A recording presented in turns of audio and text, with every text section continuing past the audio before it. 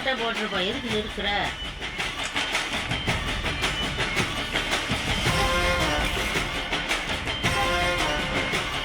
கணக்குல எழுதிக்கப்பா.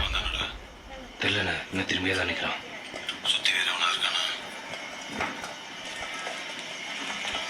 இல்லை வேற யாரும் இல்லைன்னு பார்த்துட்டு அவசரப்படாதா. ஆள் போட்டான்.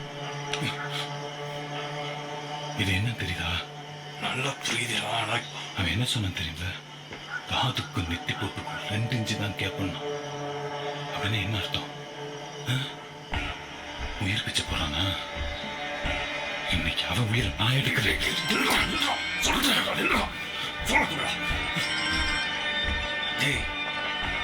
என்னடா அவனை